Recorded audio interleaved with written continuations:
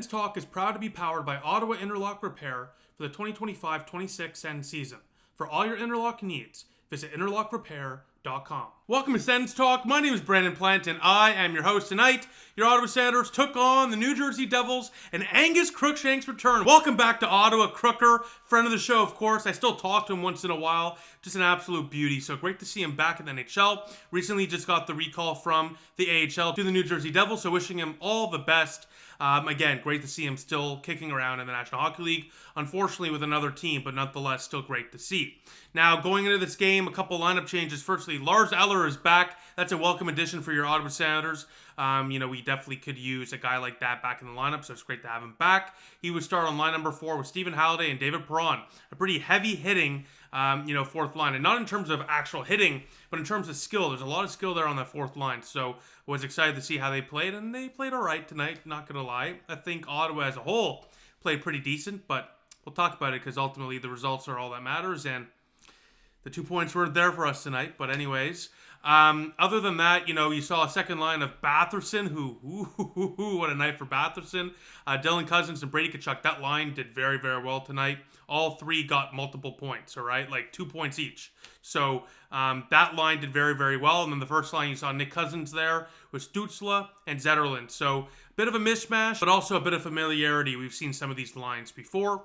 Going to this game, Ottawa has lost, of course, 4 of their last 5 in regulation, while the Devils have lost their last 5 in regulation. So two teams who are skilled, who have playoff plus aspirations, but who ultimately need to get off of the losing ways and get back in the win column. Starting in net for your Ottawa Senators to try to get back in the win column is Linus Ullmark, and for the New Jersey Devils, it is Markstrom, so the battle of the Swedes. Whoever wins this maybe gets that extra little nudge to get onto that Olympic roster. So we'll see what happens, but again, battle of the Swede goalies. So let's get to the first period of play. And 90 seconds in, your Sens strike first. What a start for your boys to come in hot as Drake Batherson puts home his 11th of the year, 3rd in his last 4 games as well, to open the scoring for your Ottawa Senators on a power play goal. Yeah, that's right. A power play goal gives Ottawa the 1-0 lead. They scored the first goal for the first time in 6 games. Tkachuk out front created some chaos. Tkachuk, got hit in the face. Again, he took a stick here before, had a black eye going into this game. Took a stick here. Luckily, it doesn't appear to be a black eye. We'll see, of course, on Thursday against Columbus if a black eye emerges. But he takes one for the team, gets a power play drawn for Ottawa, gets an assist to give the Sens a big opening goal as Batherson puts it in to give the Sens a 1-0 lead as well. A great keep-in by Jake Sanderson to keep this play alive as well on the power play. And on the goal, Drake Batherson passed Erik Karlsson, EK65, King Carl, for 10th all-time on the Ottawa Senators franchise history for goals with 127. So congratulations to Drake Batherson. Tim Stützle is coming for you. We'll talk about that in a second. After this, a few minutes later, Linus Ullmark, I loved his game tonight. We'll talk about it in the game notes, but even in not the greatest result, I liked his game. I think he was very aggressive in net, and when he plays aggressive at the top of the crease and really challenges the shooters and, isn't afraid to, be mobile in the net, he plays as best as he can. When he looks stiff, and I know this sounds cliche, but when he looks stiff and not really mobile in net and not really challenging shooters and kind of staying deep in the net, it's not a shock he gets beat, right? So I loved how aggressive he was early on and throughout the game. Unfortunately, though, 5 minutes in, Dylan Cousins with a turnover in the offensive zone sends the Devils the other way. Nemec blasts a one-timer, deflects off Manapolo, sticking in. No chance for Linus Ullmark, and the Devils strike to tie it up at 1 apiece. Not even a few minutes after the Sens struck first. But 5 minutes later, the Sens lead is 2-1. Oh, wait. No, it's not. It's still a 1-1 game. It looked like the Sens took the lead as Drake Batherson appeared to score his second goal in not even 10 minutes of play to give Ottawa the 1-goal lead right back. But it was challenged for a kick, and it was an automatic league review. Now, I saw Locked On, the Locked On guys point out this on Twitter, and I have to completely agree with them. It's only in the final minute or two where the NHL triggers an automatic review. Otherwise, you have to challenge. So why was the NHL triggering an automatic review on this goal? Now, I understand every single goal is reviewed automatically, to be fair, but the call on the ice was a good goal. So the call would have to be conclusively not a good goal. So in that logic, what the hell is going on here, right? You would think the Devils would have to challenge. They didn't. Ultimately, though, the officiating in the, NHL emergency room, whatever the hell they want to call it. Sorry, it's blanking on me right now. Decided it's no goal. It's no goal, and the Ottawa Senators get a goal, take it off the board. It seems like that's the theme of this year. That's happened multiple times already. Luckily, though, 3 minutes later, puck don't lie, Sens lead for reals this time. Tim Stützle strikes, and the Sens score again on the power play.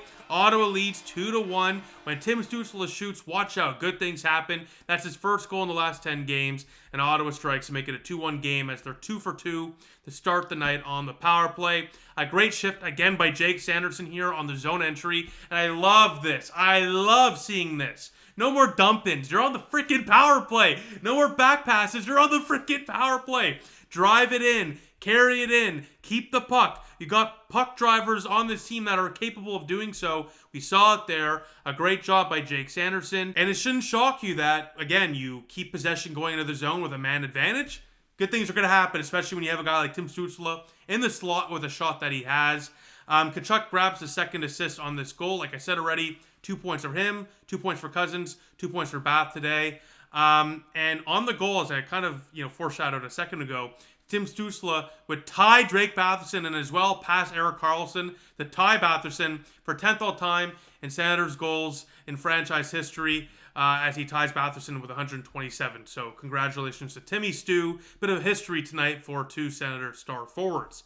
Unfortunately, though, in the final couple minutes of the first period of play, and this was a tough game for Tyler Kleven and Jordan Spence, and we'll talk about it in the game notes, but we saw it early on here in the first period of play with a couple minutes left. Kleven is completely beat down low by Connor Brown. He sends it over to Gritchik, and he does the rest as the Devils tie it up at 2 apiece with about 2 minutes left in the first period of play. Out front, Jordan Spence is kind of in no man's land as well, not really doing much to really block that pass, and the Devils take full advantage to tie this up at 2 after 20 minutes of play. Not the greatest end to what was overall a pretty back and forth period. I don't think either team controlled that period. I think it was controlled in different moments by both clubs. And early on, both goaltenders making some good stops. 14-10 were the shots in favor of the Devils as well after 20 minutes of play. And overall, again, you can't really be upset about how Ottawa played in that first period. Yes, they gave up the lead twice.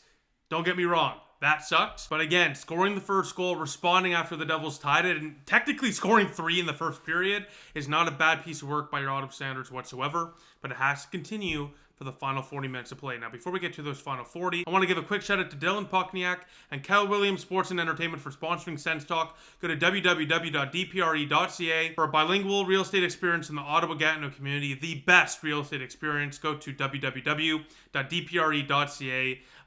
Support the channel by supporting our sponsors. Dylan Pokniak is a great real estate agent. And again, thank you to him and Keller Williams Sports and Entertainment for sponsoring Sens Talk. So let's get to the second period of play. And not even 5 minutes in, the Devils strike to take their first lead of the night as Jordan Spence's sliding pass to Tim Stützle, a lazy backhand pass in neutral zone, is completely picked off by Cotter going back the other way. The Senators can't get bailed out by a save, and the Devils strike to make it a 3-2 game. Horrible turnover for Jordan Spence. You need to do better, especially with no one back. And again, Stützle not even really, paying attention to you.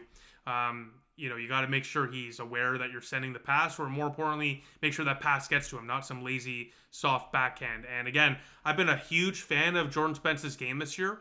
And I was a huge proponent of him playing when he was getting benched consistently earlier on in the year. But I got to call a spade, or if whatever the hell the saying is. Again, I'm really tired right now, so I apologize if I got that wrong. But you know what I'm saying, right?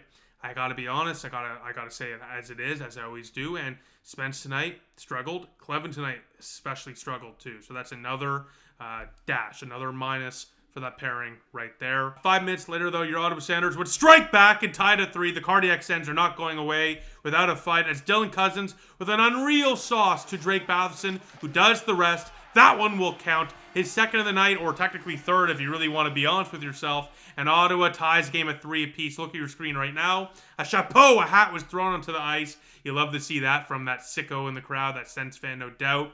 As the Senators' power play goes 3 for 3 to start the game. Unreal, as Dylan Cousins as well grabs his second assist of the night. So him, Batherson, and Tkachuk with 2 points each tonight.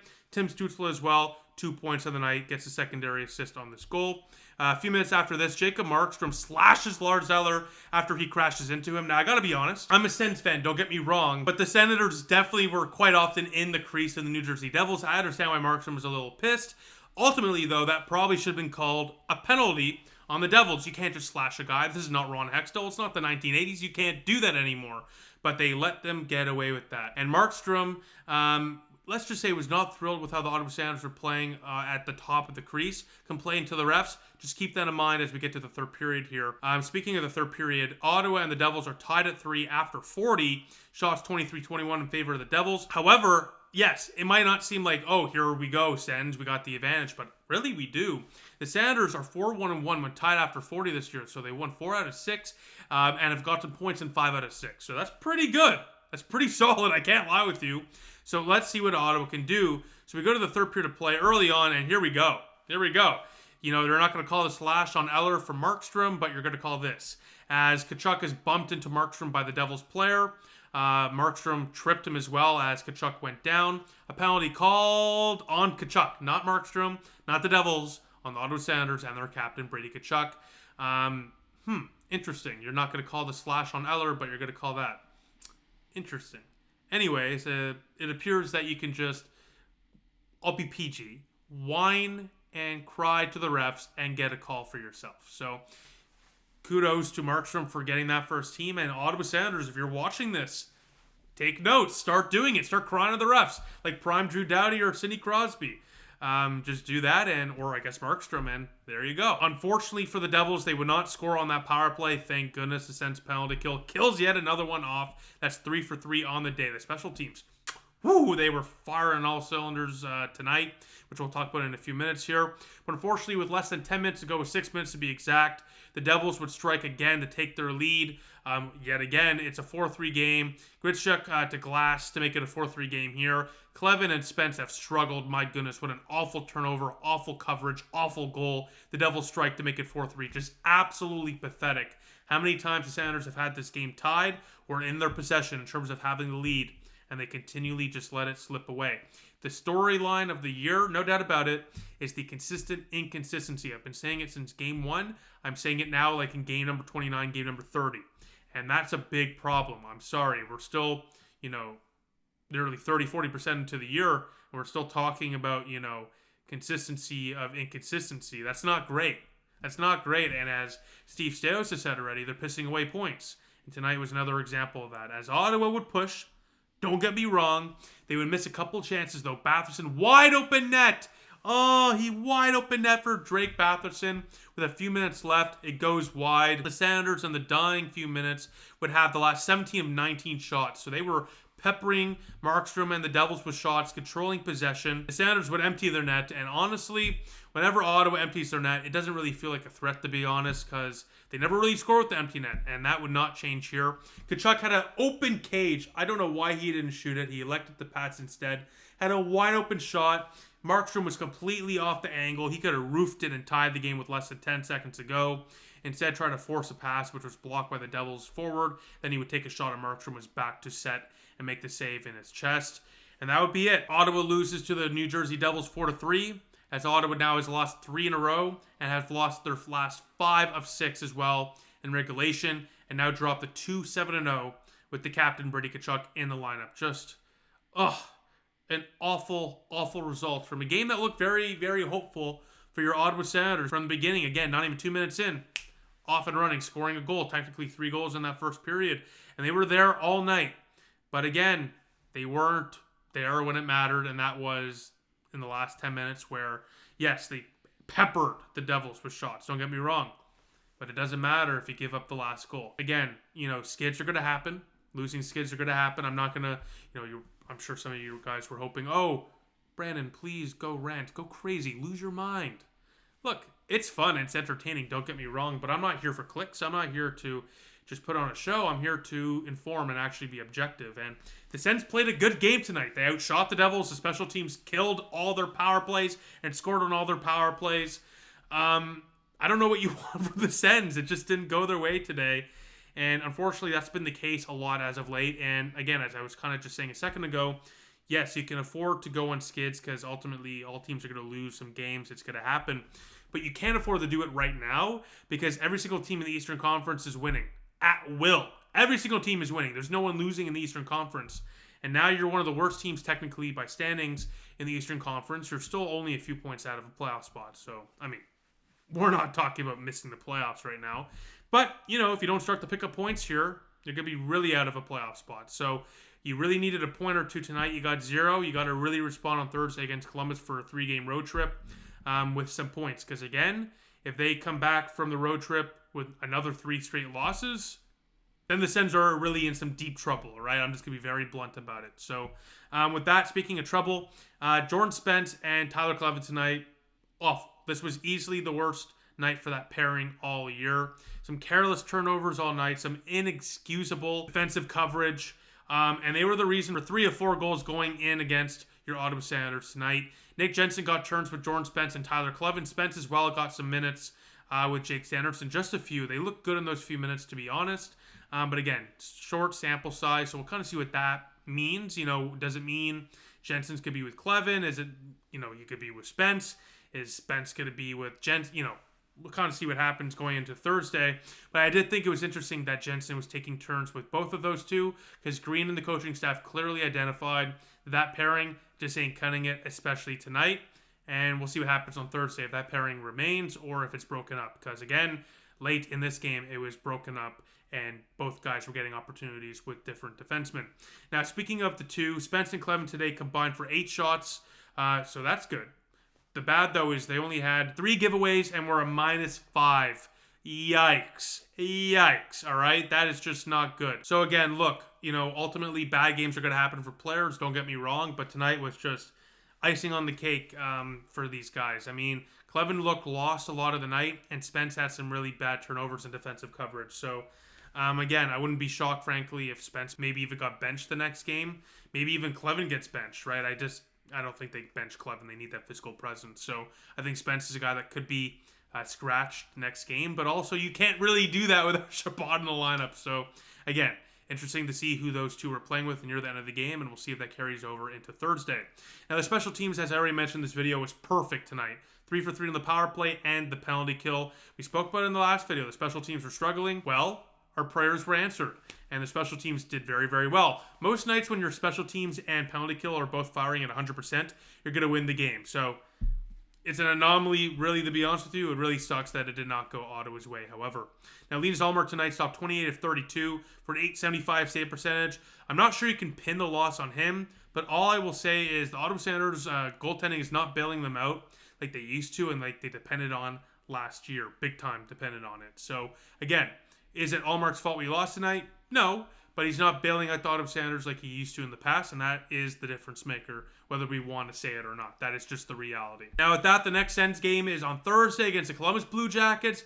Let's see if your Ottawa Senators can rebound with a big win on the road in Columbus. So with that, thank you all for watching. I'll see you all then. Let me know what you think in the comment section down below as always, and I'll see you all soon.